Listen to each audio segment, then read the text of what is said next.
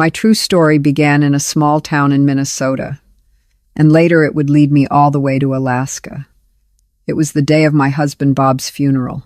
The house where we had lived together for 42 years, a two-story wooden house with a sloped roof, the place where we raised our son, hosted Christmas gatherings, and slowly grew old together, felt painfully cold that day. White lilies placed around the coffin had already begun to wilt since early morning. Their petals drifted down onto the wooden floor that Bob and I had laid with our own hands more than 3 decades ago. Relatives, old friends, and a few of Bob's former colleagues stood scattered around the living room. They whispered brief words of sympathy, their voices so soft that they were almost swallowed by the snowy wind pressing against the windows. I stood near the coffin, still holding the neatly folded flag that the military had given to the widow of a veteran. Bob was never a man who talked much, but he was always proud of the years he served. And I was proud too, proud of him, proud of this house. Proud of the life we had built together, one brick at a time, one mortgage payment after another, always on time. Then Ethan walked toward me. My son, now 42 years old. The same boy I once held in my arms whenever he cried over a scraped knee or a broken heart. He stopped in front of me less than 5 steps away from his father's coffin. His eyes were red, but not from grief. I saw that immediately. His voice cut through the silent room like a blade. "This is not your home anymore. Get out." I had not even fully understood his words when his hand suddenly swung through the air. The slap landed hard across my face. The sound was sharp and dry. I could taste blood in my mouth. The entire living room seemed to stop breathing. Relatives turned their faces away. A few people cleared their throats softly, but no one spoke. Behind Ethan stood Jessica, my daughter-in-law. Her arms were folded across her chest. Her chin was slightly raised. A faint smile crossed her lips. I had seen that smile many times during the final months of Bob's life. It was the smile of someone who believed she had already won. The smile of someone who believed this house now belonged entirely to her. I did not cry. Not a single tear fell. The shock built a wall inside me. A wall so thick that no emotion could pass through it. I simply looked straight into Ethan's eyes. He tried to hold my gaze, but after only a few seconds, he looked away. In that moment, I realized something painful. My son was no longer the boy I once knew. The man standing in front of me had changed completely. Or perhaps he had always been this way, and I had simply refused to see it. I did not say a single word. I did not argue. I did not beg. I did not accuse anyone. I simply turned around and walked slowly toward the hallway. My old suitcase was still sitting in the corner. It was the same suitcase I had taken with me when I brought Bob to the hospital for the last time, less than 1 week earlier. I pulled it toward the door. The small wheels rolled softly across the familiar wooden floor. Every step reminded me of the years we had lived here together. The laughter of little Ethan as a child. Evenings when Bob repaired the car in the garage. Nights when I stayed awake worrying about medical bills. I opened the front door. The cold wind of the early snow season rushed against my face. It carried the first snowflakes of the year, drifting slowly through the air. They landed on my black coat, but I did not brush them away. The cold outside felt far kinder than the slap I had just received. I stepped out of the house without looking back. The door closed behind me. A moment later, I heard the lock click into place. That sound became the final note of a chapter of my life that I once believed would last forever. And that was the moment my journey began. Not a journey of escape, but a journey to find myself again. I walked along the familiar driveway. It was the same driveway that Bob and I used to sweep together every weekend. Each step felt heavy, as if the concrete beneath my shoes was trying to hold me back. Our old car was still parked there. The Ford Taurus we had fully paid off in the year 2008. The silver paint had faded over time, but it still stood as a quiet witness to so many memories. Trips to the grocery store, mornings when we drove Ethan to school, evenings when Bob returned home after a long shift at work. On the right side was the rose garden. Those bushes had been planted to celebrate our 20th wedding anniversary in the year 2005. The roses were still blooming even as the first snow of the season had begun to settle lightly on the deep red petals. I remembered something Bob once said. "See that, honey, they survive every winter, just like we do." Next to the porch hung the wind chimes. Ethan had given them to me as a gift when he graduated from high school in the year 2001. Every time the wind blew, they would ring softly, a gentle signal that our boy had made it home safely. Now they were silent. Not a single sound moved through the bitter, cold wind. I turned around one last time. The front door was still tightly closed. No one came running after me. No voice called out, "Mom, wait!" No Ethan rushing out to apologize. No Jessica opening the door with regret on her face. There was only silence, and that silence hurt even more than the slap. It felt like the final blade cutting the last thread between me and the home I had spent my entire life building. I pulled my suitcase to the corner of the street where the town's small gas station still glowed under dim yellow lights. I took out my phone and called for a taxi. My fingers were numb from the cold, but I still managed to dial the familiar number. While waiting, I sat down on the wooden bench outside the store. A teenage employee named Tommy looked through the glass door. He recognized me immediately. A few years earlier, I had baked chocolate chip cookies and brought them to him one Christmas when he worked the night shift to help his father. Tommy stepped outside. His thin jacket fluttered slightly in the wind. His breath formed small clouds of white in the cold air. "Mrs. Smith, are you okay?" he asked. His voice carried concern, but not curiosity. He did not stare at the bruise, slowly darkening on my cheek, even though I knew it was clearly visible. "It is very cold tonight," he added gently. "Would you like to come inside and wait where it is warm?" I nodded, saying very little. Tommy opened the door and led me inside the small shop. He turned on an extra heater near the counter. He did not ask any more questions. He did not ask why I was standing alone in the snow with a suitcase. He did not ask about the funeral. He did not ask about the injury on my face. It was simply a small act of kindness from a boy in a small town where people still recognized one another. In that moment, in the middle of the storm of emotions rising inside me, that small kindness felt like a faint warmth. It reminded me that not everything in the world had been lost. The taxi arrived after about 15 minutes. I thanked Tommy and left him a few dollars as a tip, even though he shook his head and tried to refuse. I got into the car and gave the driver the address of a cheap motel on the edge of town. It was the kind of place I once believed was only for people who had lost their way. The motel room was simple. The sharp smell of cleaning chemicals filled the air. The carpet was old and worn. A small electric heater buzzed weakly in the corner. The receptionist, a middle-aged woman, handed me the room key without asking questions. As I walked past the counter, she quietly pushed a cup of hot tea and a thin blanket toward me. "I do not need it, thank you," I said softly. She only nodded and did not insist. I entered the room. I locked the door. I placed my suitcase on the floor. I sat on the bed. Then I lay down, staring at the stained ceiling above me. The slap still burned on my cheek. But the real pain was not there. The real pain lived inside the words Ethan had spoken. "This is not your home anymore." The sentence echoed in my mind again and again like a broken recording that would not stop playing. That house was never just wood, brick, and paint. It was where Bob and I began our life together. It was where Ethan took his first steps. It was where we endured so many harsh winters in Minnesota side by side. I had cleaned every corner, cooked thousands of meals, prayed through long nights of worry, and paid half of the mortgage for more than 3 decades. Yet now I had been told to leave like a stranger, being forced out of a place that did not belong to her. I lay there without sleep, staring at the ceiling while the pain slowly settled inside me. Not because I had lost the house, but because I had lost the belief that family love was something that never changed. Yet in the silence of that motel room, something began to take shape inside me.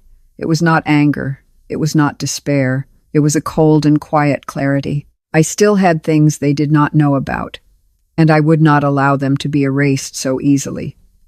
That night, the snow fell heavier outside the window, but I knew that when morning came, I would stand up again, not to go back, but to begin again in my own way. I lay there in the dark motel room.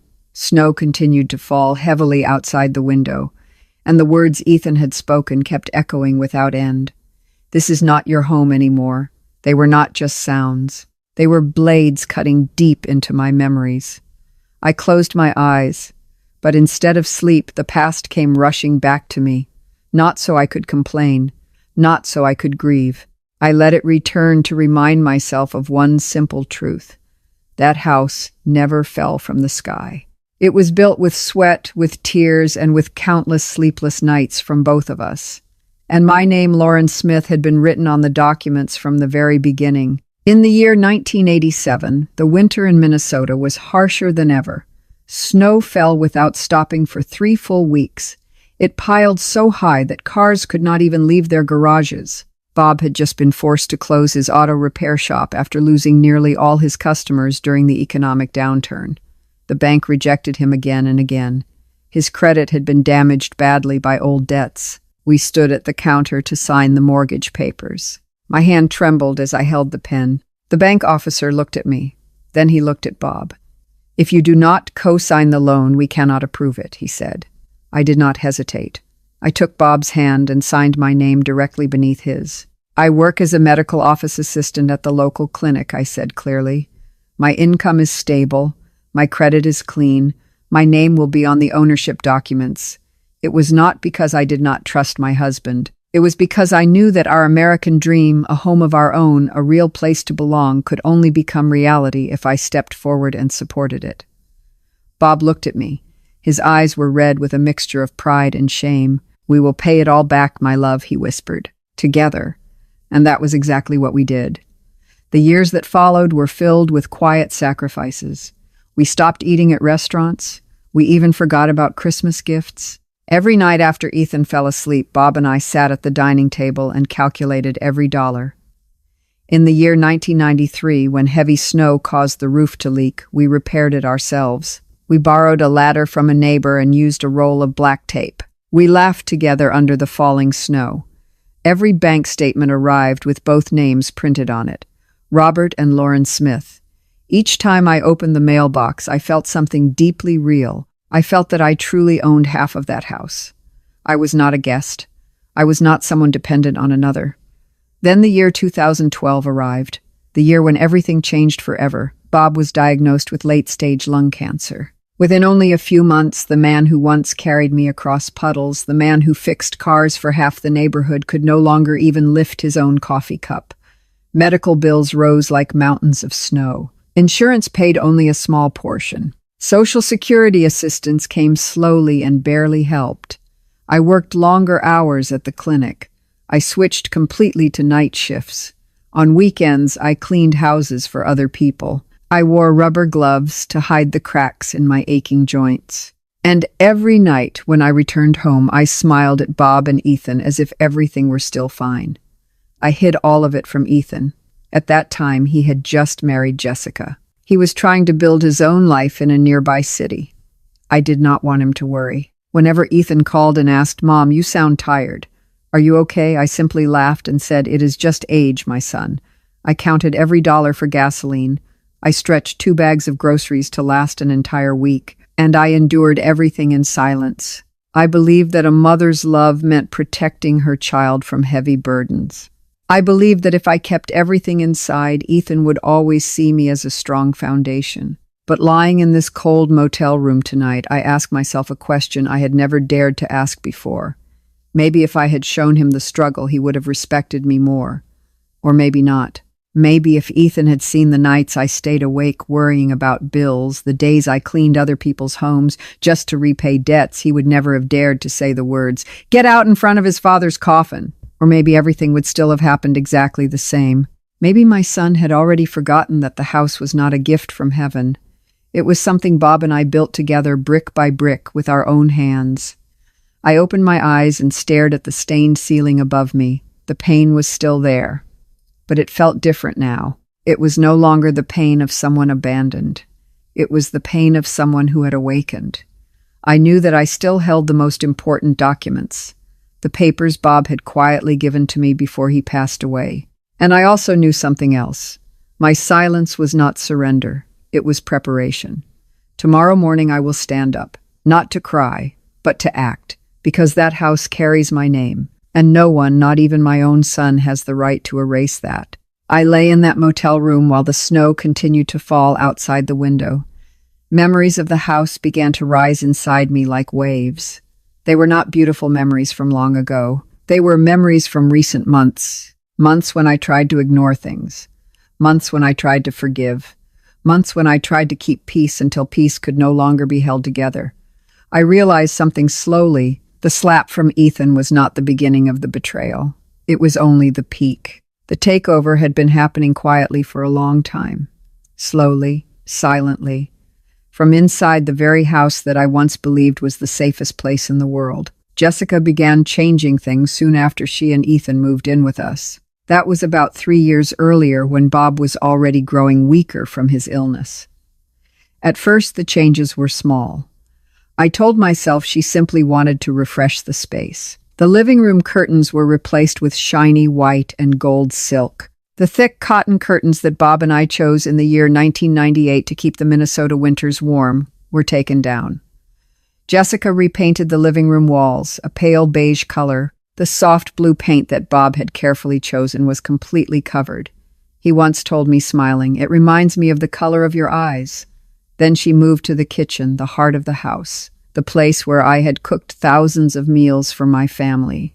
Jessica hired workers to remove the old oak cabinets and replace them with bright white cabinets. She added a granite kitchen island. She replaced all the dishes with smooth white porcelain. Not once did she ask my opinion. Not once. She simply said, "This is our domain now, Lauren. We are making it ours." And I let it happen. I believed that if I stepped back, if I remained quiet, perhaps they would respect me more. I believed that in the final years of my life, peace would be enough. But my silence only made everything worse. I remember one evening clearly. It was about 6 months earlier. Bob had been gone for only a few weeks. I was dusting the bookshelf in the living room. The walnut bookshelf that Bob built with his own hands in the year 1995 when Ethan was only 10 years old. Those shelves held many memories. Ethan's first children's books. The romance novels I once read aloud to Bob during the nights when pain kept him from sleeping. And the framed photograph of our family taken on the day Ethan graduated from college. I gently wiped a thin layer of dust from the wood, simply trying to keep everything clean the way it had always been. Jessica walked in from the kitchen. She held a cup of coffee and watched me for a moment. Then she spoke. Her voice sounded calm but sharp. "You should ask before touching things, Lauren. We are trying to keep the aesthetic consistent." My hand froze in the air. My heart skipped a beat. That bookshelf was mine. Those books were mine. It was the birthday gift Bob made for me when I turned 40. I looked at her and waited. I waited for an apology, or at least an awkward smile. But nothing came. She simply turned away and continued her phone conversation as if I did not exist. I did not argue. I quietly placed the cloth down and walked back to my room, the small room at the end of the hallway that they had slowly turned into my temporary sitting room. I closed the door and sat on the edge of the bed. For the first time in many years, I cried. Not loudly, not with anger, just quiet tears falling onto my hands. I cried because I understood something painful. They were rewriting the story. They were slowly erasing my presence from that house, piece by piece, as if I were only a guest who had stayed too long. And Ethan, my son, allowed it. He said nothing. He even began calling the house our house when he spoke with his friends on the phone. "We are fixing up our house," he would say. "Not Mom and Dad's house. Just our house." He stopped asking for my opinion about anything. There were no more questions like, "Mom, what do you think about this paint color?" or "Mom, should we keep the old dining table?" I became a temporary tenant, tolerated but not truly welcome. I walked through the hallway like a ghost inside the very house that I had helped build.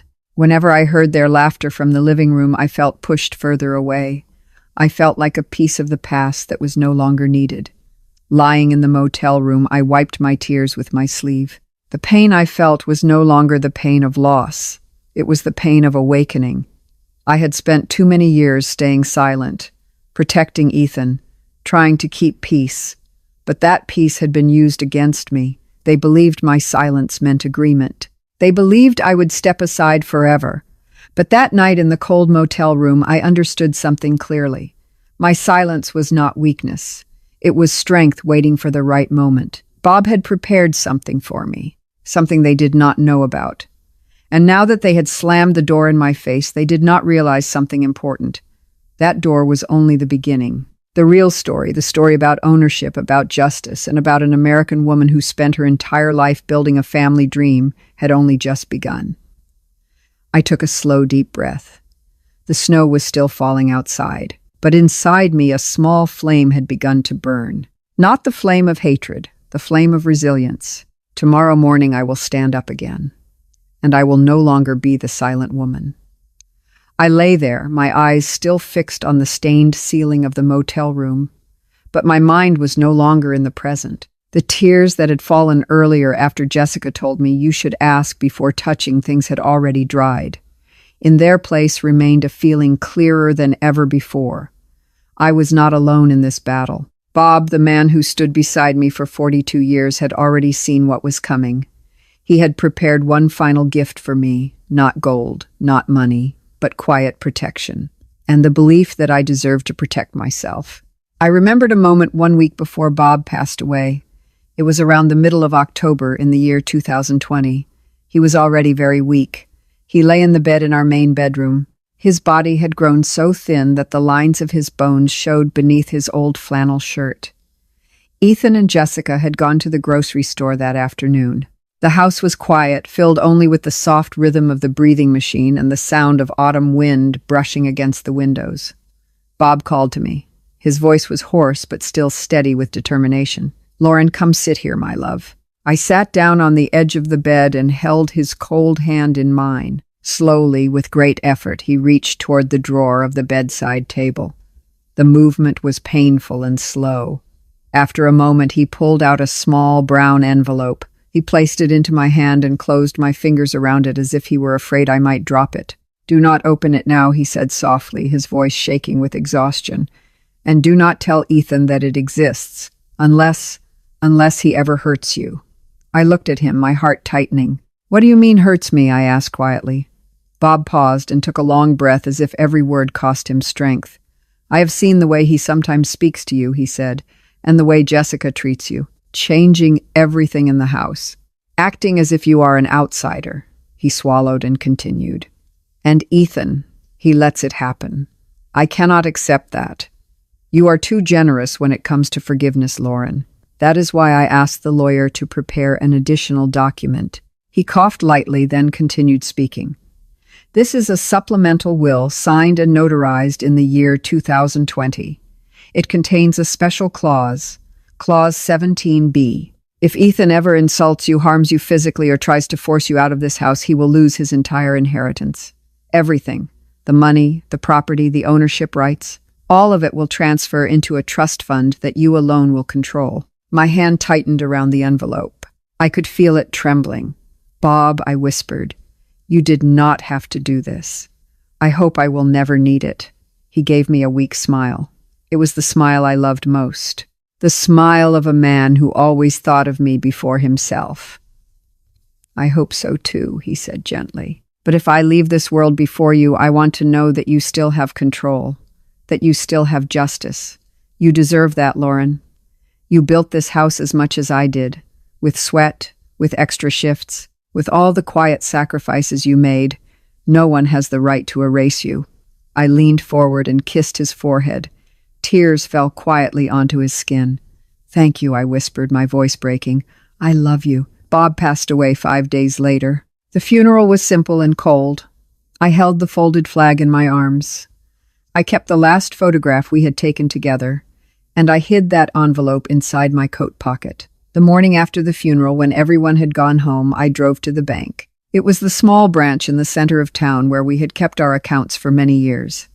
Melinda Hayes, a longtime employee, recognized me immediately. She led me to the private safety deposit room and handed me the key to box number 221 under the name Lauren Smith. I opened the box and placed the brown envelope inside together with the supplemental will whose original copy Bob had arranged for the lawyer to keep. I also carefully scanned every important document. The mortgage papers, the payment receipts, the property deed. All of them carried both our names, Robert Smith and Lauren Smith. I saved all the digital copies onto a small USB drive, Then I placed the USB inside the box and attached a small label, Emergency. After that, I closed the box and locked it again, sealing away a secret that I truly hoped I would never need to use. I left the bank with a feeling that was both lighter and heavier at the same time. I did not want to imagine a world where my own son would force me to open that box. I did not want to believe that Ethan, the boy who once ran into my arms after school, could become someone who would hurt me. But Bob had seen it. He had worried. And he had protected me in the only way he knew how. Through the law, through documents, through quiet love. Now lying here in the motel room, I finally understood why Bob did it. He was not only protecting my finances or the house. He was protecting my dignity, my right to live the final years of my life without being erased. Clause 17b was not a weapon for revenge. It was a shield, the final shield for a woman who had spent her entire life trying to keep her family together. I slowly sat up and turned on the small lamp beside the bed. The weak yellow light fell across my old suitcase. Inside the suitcase, between a few sets of clothes and Bob's photograph, was that USB drive, the copy of everything. I did not need to open it yet. But I knew that when the moment arrived, I would be ready. Because Bob had given me more than an inheritance. He had given me the strength to stand up and say, I am still here. And I am still the owner of my own story. Outside, the snow continued to fall, but inside me a door had opened. Not the door of the old house, but a door that led to truth, to justice, and to a future that I would write with my own hands. 3 days after the slap, I woke up in the motel room with a determination I had never felt before. There were no more tears.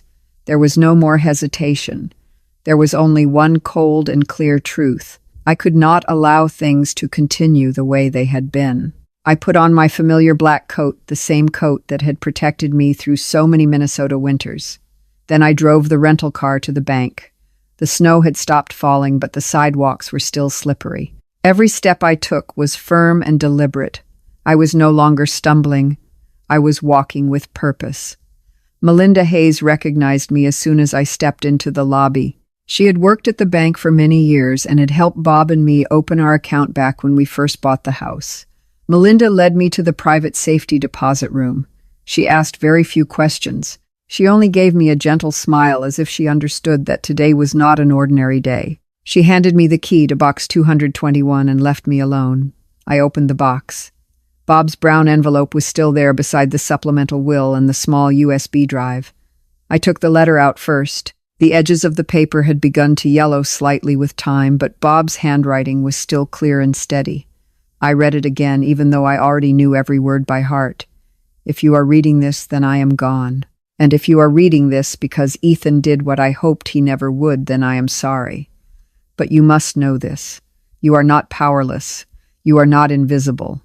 This house was yours as much as it was mine. Your hands built it. Your sacrifices paid for it. And no one, especially not our son, has the right to erase that. There is a clause in the supplemental will. You know it. Use it if you must. Do not let guilt keep you silent. You have spent a lifetime being the glue that held this family together. Let this be the moment when you stop holding everything together for everyone else. I sat quietly in the safety deposit room and took a deep breath. Those words felt like an embrace from Bob. The final embrace he had left for me. Not an embrace of revenge. An embrace that reminded me I had the right to protect myself. I was no longer the woman who only knew how to endure in silence. I was a woman who had the right to control her own future. I placed the documents back into the box, but I took the USB drive and slipped it into my handbag. Then I walked out to the front counter. Melinda had finished her shift. In her place stood a young teller named Jessica, a woman in her 20s wearing a burgundy blazer. Her eyes looked kind but curious as she read my request. You would like to cancel the automatic mortgage payments, Mrs. Smith, she asked carefully. Yes, I replied calmly. And I would like to review the full loan file, the original documents if possible. She blinked. We can prepare copies for you, she said, but you should know this action may affect. I am the co-borrower, I interrupted gently but firmly. The loan was issued under both my late husband's name and mine. I have the full right to withdraw the payment authorization. My name is on every page of the documents." She paused and typed on her keyboard for a moment. Then she nodded. "You are correct," she said. "And you are also listed as co-owner on the property deed." "I know," I answered quietly. "Please prepare the documents." She stepped away for a few minutes. When she returned, she carried a thick file folder. My name was neatly printed on the label. I looked at it and allowed myself a small smile. 35 years of payments, statements, renewals, records, everything documented. Everything still mine to reclaim. I signed the authorization withdrawal form. It took less than 10 minutes. 10 minutes to break something Ethan and Jessica believed would last forever. The young teller handed the folder back to me and asked politely, "Is there anything else I can help you with today, Mrs. Smith?" "Yes," I said. "I will deliver these records to my lawyer today. Until then, please flag the account. No one is allowed to make payments or renegotiate the terms without my written approval." She nodded immediately. "Of course. We will place a lock on the account." When I stepped outside the bank, the cold wind brushed against my face.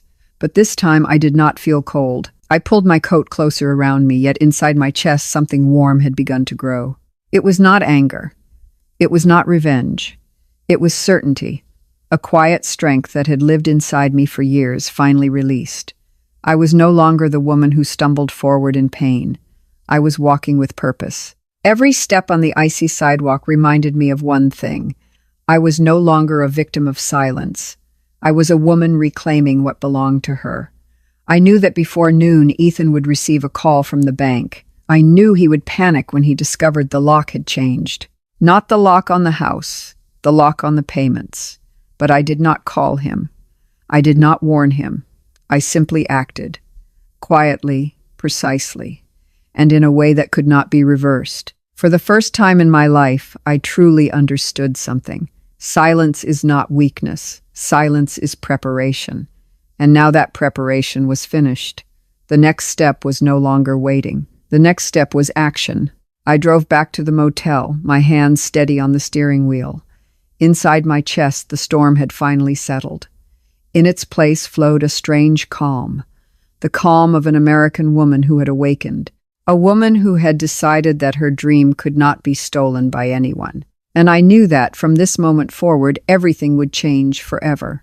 I returned to the motel after the trip to the bank, still holding the thick folder tightly in my hands. My heart felt lighter, yet it was also filled with tension. I placed the folder on the small table beside the window, then sat down in the worn armchair and looked out at the endless white snow outside. Everything had begun now. The mortgage payments had stopped. The account was locked. Ethan would certainly receive a call from the bank within the next few hours. I could imagine his face. First confusion, then panic, then anger.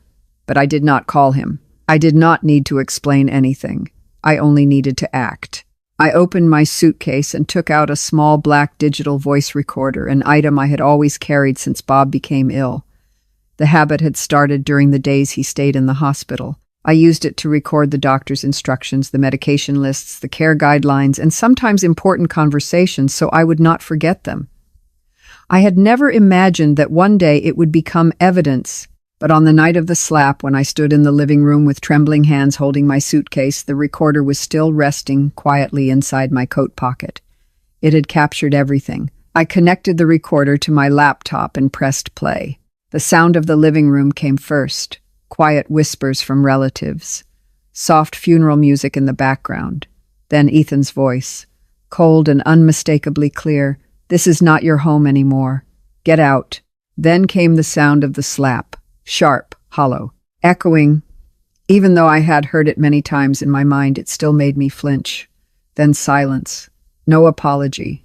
No footsteps running after me. Only the sound of my suitcase being pulled toward the door and the rush of cold wind entering when the door opened. I sat still and listened to the entire recording, not to hurt myself again, but to be certain. That evidence could not be denied. It was the truth. A truth that Ethan and Jessica had chosen to ignore, what they believed I would quietly disappear. I opened my email and began writing a message to Megan Thompson, the lawyer Bob had trusted for many years. She was the one who had helped him draft the supplemental will in the year 2020. The subject line was simple: urgent, activation of Clause 17B.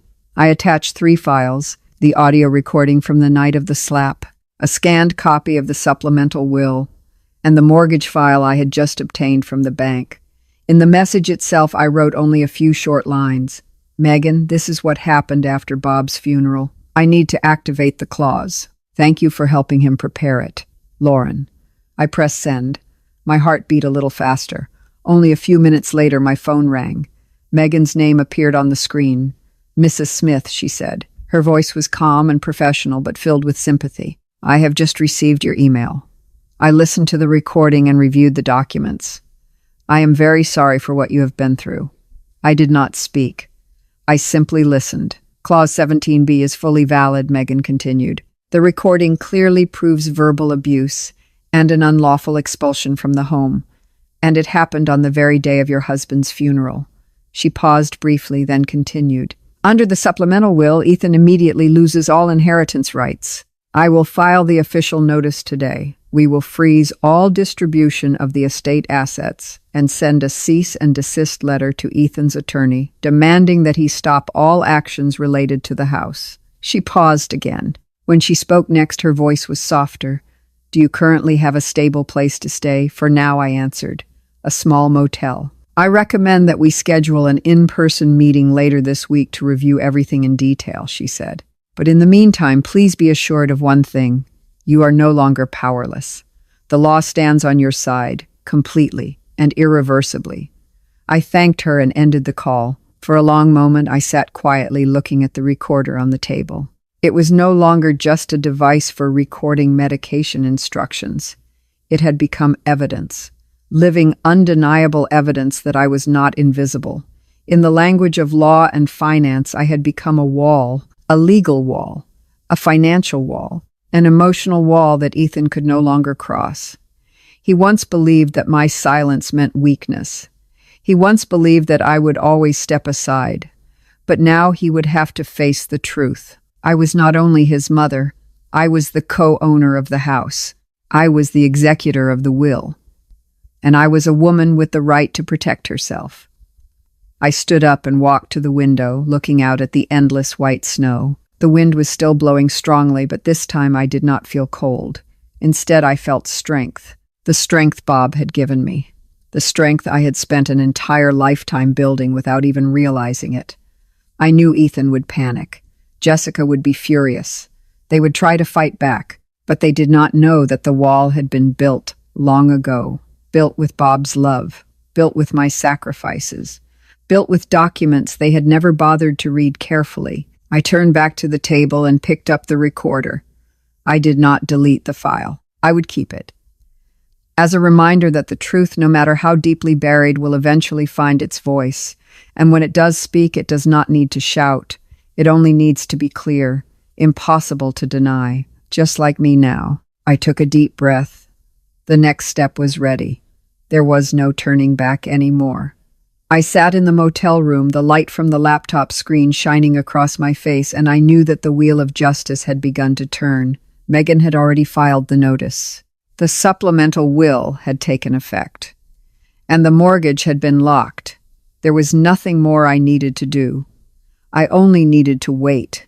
And during those days, my silence, the same silence I had carried with me for so many years, began to transform into the most powerful weapon I had.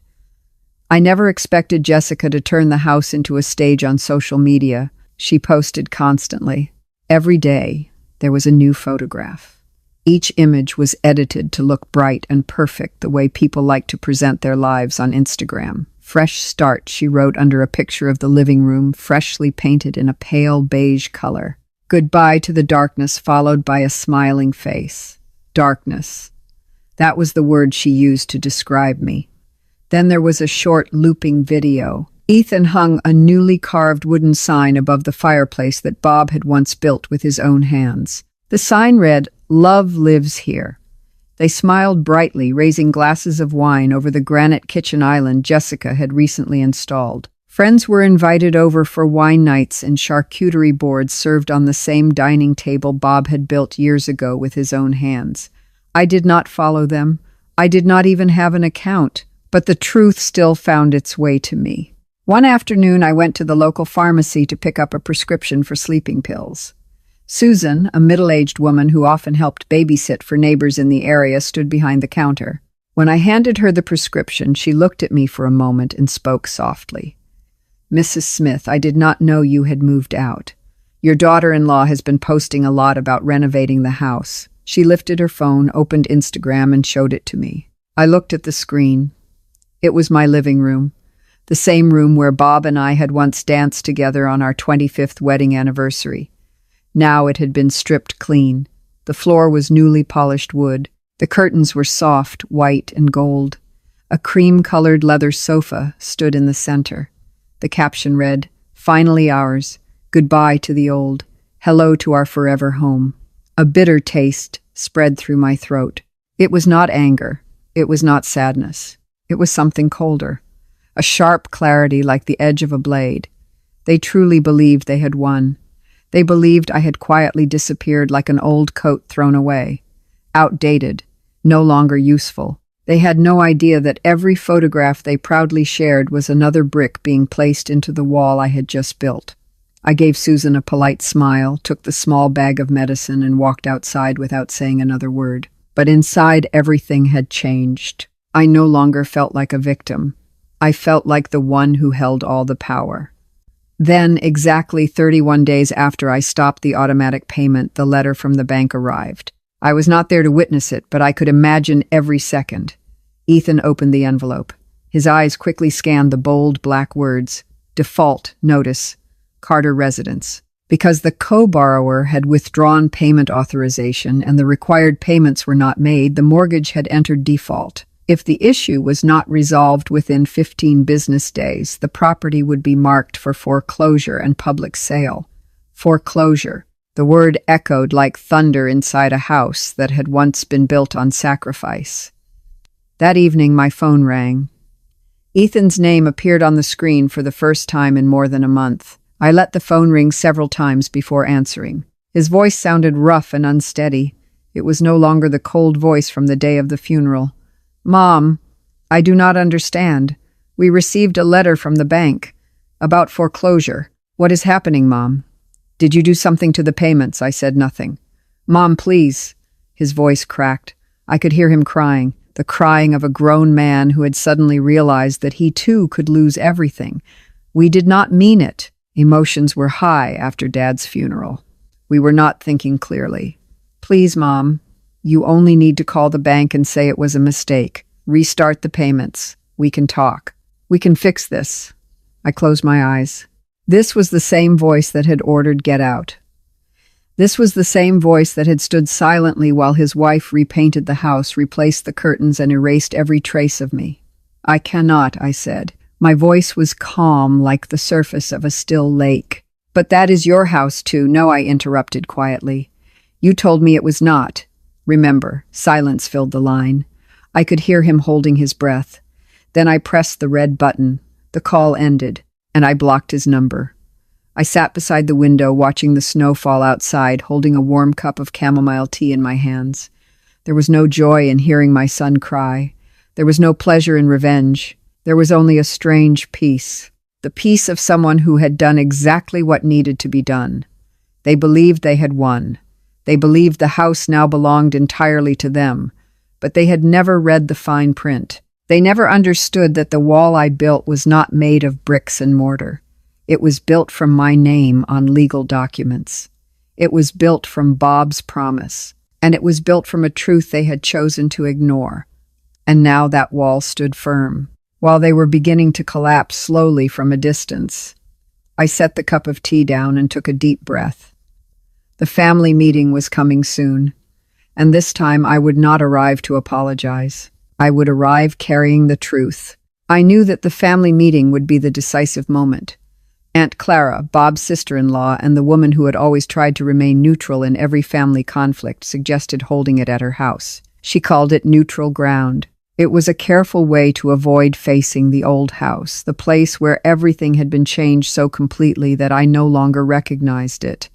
I agreed, not because I wanted reconciliation, but because I needed a place where the truth could be placed on the table. Literally. The meeting took place on a Saturday afternoon under the cold, light drizzle typical of late winter in Minnesota. Aunt Clara's house was arranged like a family gathering. A long table covered with a white cloth, hot coffee resting inside a thermal pot, plates of homemade lemon cookies and butter cookies, the faint smell of cinnamon floating through the air, but the atmosphere was not warm. People sat around the table with tense expressions, whispering quietly, avoiding each other's eyes. Ethan sat at the head of the table beside Jessica. She wore a pale pink blazer. Her forced smile looked like a porcelain mask. Relatives filled the rest of the chairs. Aunts, uncles, cousins, a few younger nieces and nephews. These were the same people who had stayed silent when I was pushed out of my own home. Now they sat here pretending that nothing had happened. I arrived deliberately about 15 minutes late. Not to make an impression, but to give Megan Thompson, my lawyer, enough time to arrive earlier and prepare. When I pushed the door open and stepped inside, every conversation stopped instantly. I was still wearing my familiar black coat. Snow melted from my shoes and dripped onto the wooden floor. A simple cloth bag hung from one shoulder. I did not apologize for being late. I did not greet anyone. I walked straight to the center of the room, placed the bag on the table, and slowly began taking out the items inside. 1. Bob's original will. 2. The supplemental will from the year 2020 properly notarized. 3. The small USB drive containing the audio recording. 4. A notarized copy of the mortgage contract with both my name and Bob's printed clearly on the first page.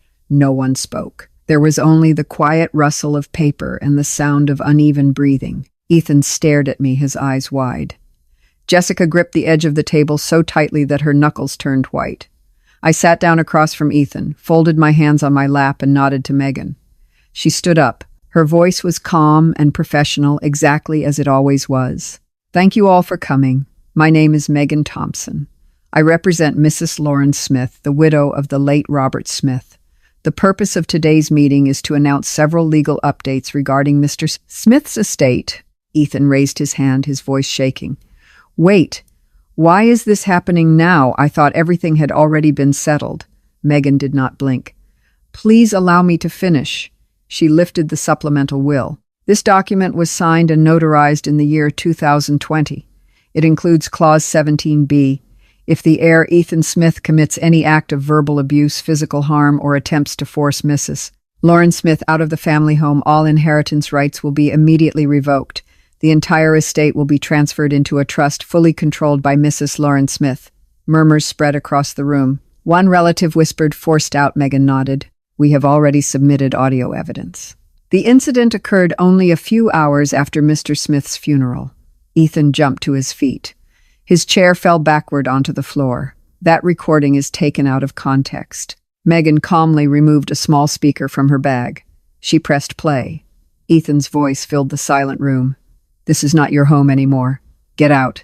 Then came the sound of the slap, sharp, echoing, then silence. The entire room froze. Eyes shifted back and forth between Ethan and me. No one dared to breathe too loudly. Ethan looked as if someone had punched him in the stomach. His face turned pale. His hands trembled. Jessica lowered her head.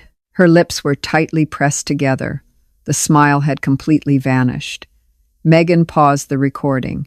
Therefore, according to the legally binding terms of this will, Mr. Ethan Smith loses all rights to the estate. Full ownership of the assets, including the family house, is transferred to Mrs. Lauren Smith. She turned toward me. You may choose to enforce this decision or negotiate. The law fully supports you. I looked around the table, at the relatives who had stayed silent when I was pushed out, at the nieces and nephews who had never once called to ask how I was, the very family that had treated me like a background character in my own life story. Now they saw me. Now they had to listen. I looked directly at Ethan. My voice was gentle but unshakable. You treated me like a tenant in the home I helped build with my hands and my silence. I did not need to say more. Those words were enough. Ethan collapsed back into his chair, trembling. Mom, please. I did not mean it. I was grieving. I was confused. You know me. I would never— You did, I interrupted quietly. You did it in front of your wife, in front of your father's body, and you did not stop there. You changed the locks. You posted pictures of my kitchen, calling it your forever home. You knew exactly what you were doing. Jessica opened her mouth to speak, but Megan raised her hand. This is not a debate. The documents are in order. The law is clear. Ethan covered his face. His voice broke apart. I am going to lose everything. I leaned slightly forward and looked directly into his eyes. You already did. He looked up again. His eyes were red. Tears ran down his face. I am your son.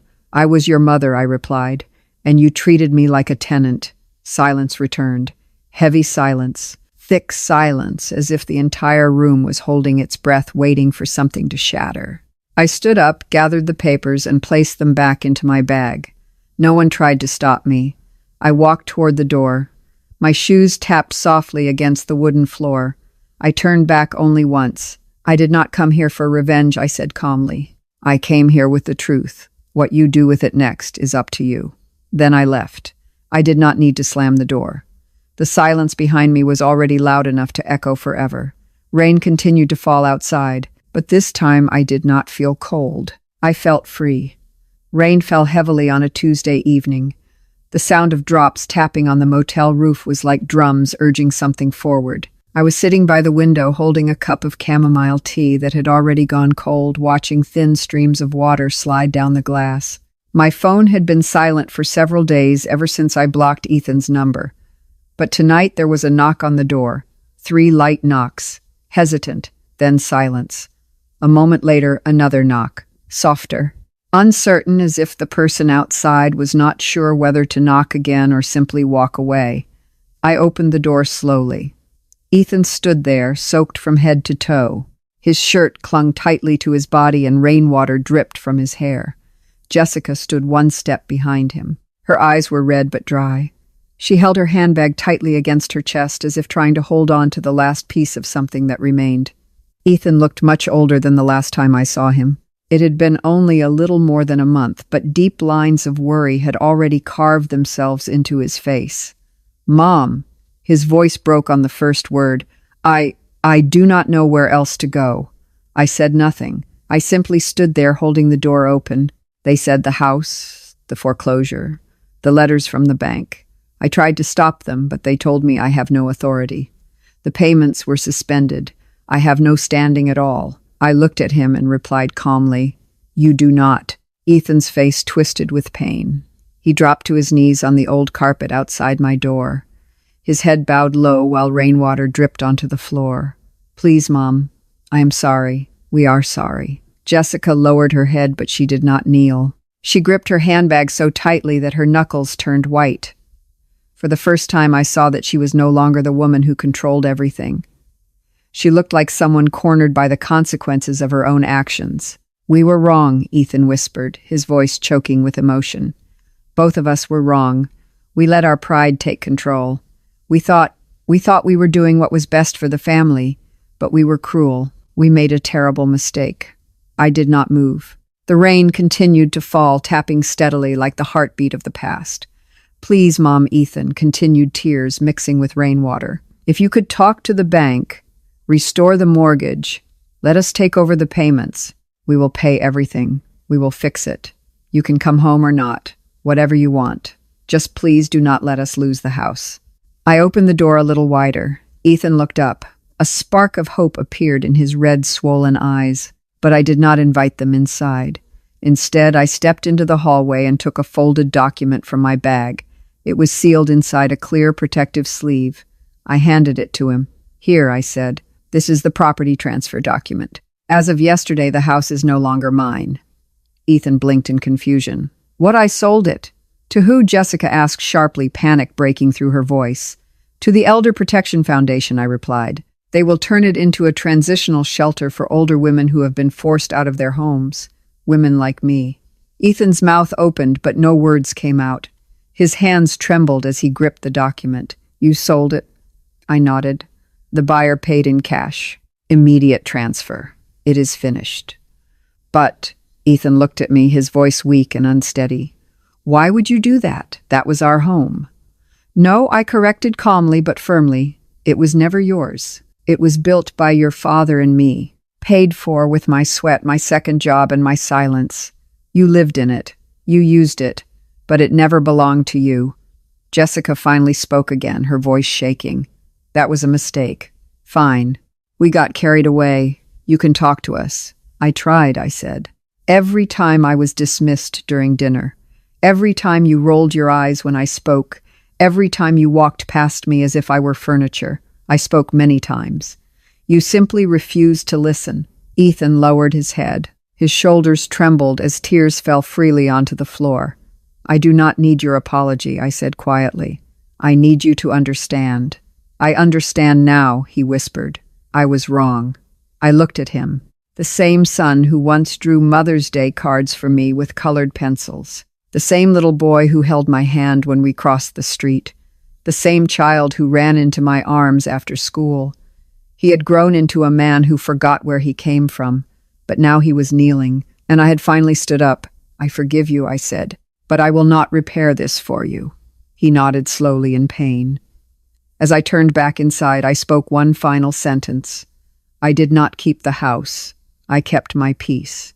Then I closed the door. For the first time in many years, I locked it. Not to keep others out, but to protect the peace inside.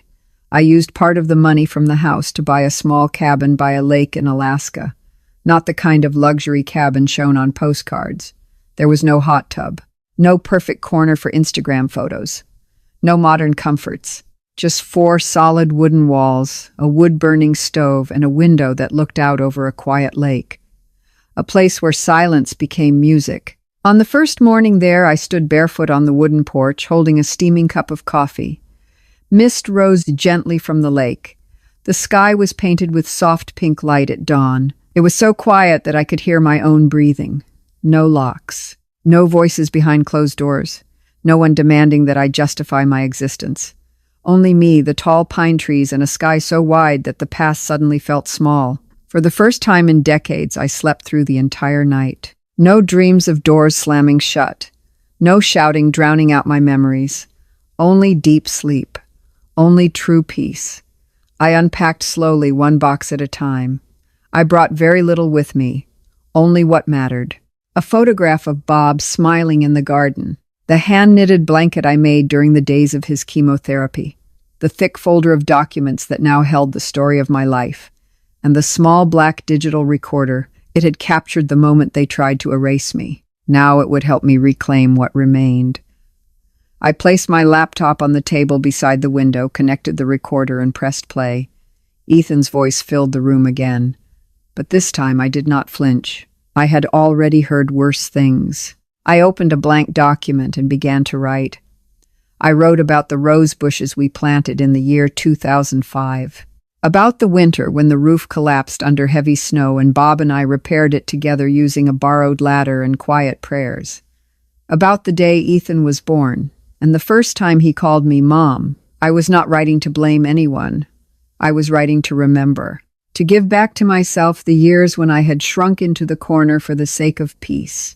That evening, I uploaded my first audio file to a small podcast channel I created called Grandma True Stories.